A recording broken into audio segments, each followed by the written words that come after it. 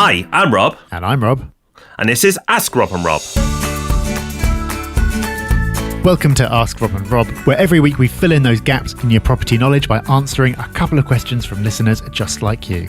This week we've got two HMO-themed questions from Rob and Malia, so we'll listen to those in just a sec. But if you're thinking up a question for your own, here's how you get it into us. Yeah, you can call in and leave us a voicemail on 013 808 0035, or you can go to propertyhub.net/ask. Either way, it's super simple, and that's why we've got two questions in this week, but not super simple questions to answer. So Rob, I hope you've had your coffee, and absolutely no favouritism here whatsoever, but we'll let the person called Rob go first. Hi Rob and Rob, this is Rob. I'd like to get your feedback on a potential HMO purchase in Stoke-on-Trent. It's fully tenanted, 5 double bedrooms, all en suite. I went to see it yesterday. It's pretty decent overall, well kitted out. The numbers look quite good on the face of it. Monthly gross rental income, £3,870 on a purchase price of £335,000, so over a 13% gross yield. So it looks quite good on paper, and if you work out the ROI on a 75% loan-to-value mortgage, commercial mortgage, then you get about 20% ROI on the money left in. The big question mark I've got is the bricks and mortar valuation, because the property was actually purchased for only £95,000 as an office with a much smaller HMO above back in late 2015. Looks like planning permission was agreed and the conversion and refurb was done. And I've got no way of knowing the costs of that, but I find it hard to imagine it could have been much more than about 130 to 150,000 for the full conversion. And property values in Stoke haven't gone up that much in the last 4 years, maybe 15%. And there's no obvious comparables locally for me to do a bricks and mortar valuation. But if I look at small terraced houses and flats in the same sort of street, they still only seem to sell for about £50,000. So I'm wondering how the value of the property alone, if you put aside the HMO income, could be worth anywhere near the £335,000 that they're asking for it. So I'm worried that it might be just overvalued as an asset, as a standalone asset, and I'm getting kind of seduced by the HMO figures.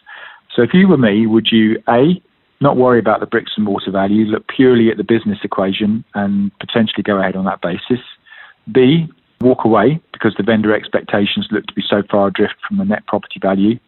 C, point out to the property, the owner or the sourcer that's helping me find it, the issues that I've got and make an offer that's much lower than that. And if so, how much would you offer? Or D, something else altogether? Love to get your feedback. Thanks. Rob, great name, great question. Thank you for that. And it's a really interesting one. I've had this asked a few times before as well, because you've got a property where when you look at it just as a pile of bricks is massively overvalued. But if you look at it purely in terms of its income, it might not be. So the view that you take on this will very much depend on your strategy, your outlook, and what it is that you want.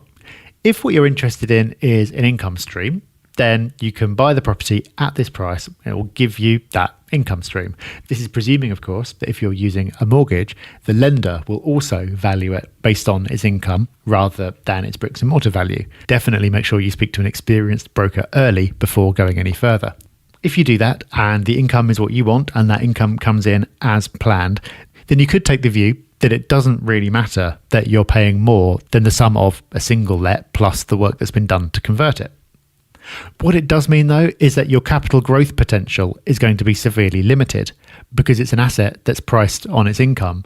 Therefore, you're only going to get an increase in that if the income goes up. And the only way you're really going to get the income to go up is if rents in the area go up, which is only going to happen if wages in the area go up, which happens slowly. You're not going to get the property shooting up in value as the property cycle goes on. So there's no right or wrong answer here. Personally, I think I'd find it difficult to pay more than a property was worth on its bricks and mortar value, but that doesn't make that the right answer.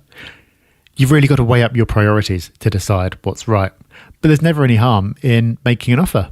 If you work out a price that you would be very happy to own the property for and make that offer, if it gets rejected, no harm done. But if it gets accepted, you'll be very happy indeed. So I hope that gives you some guidance.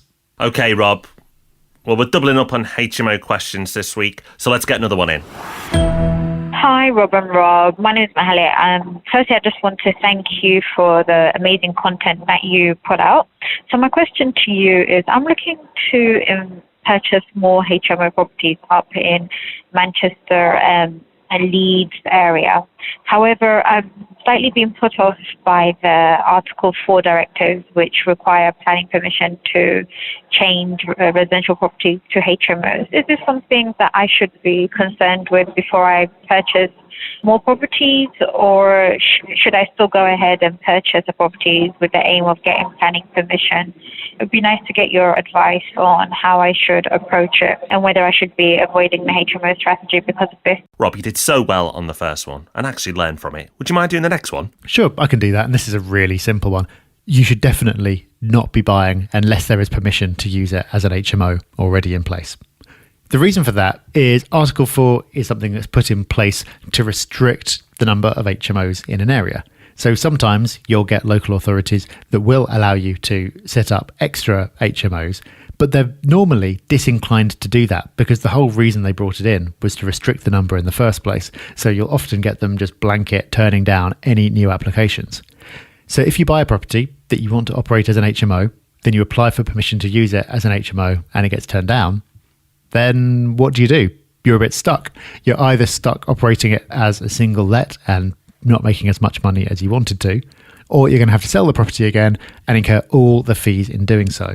So does this mean you should avoid HMOs as a strategy? No, it just means that you should either buy one that's already operating or buy one where permission has already been granted.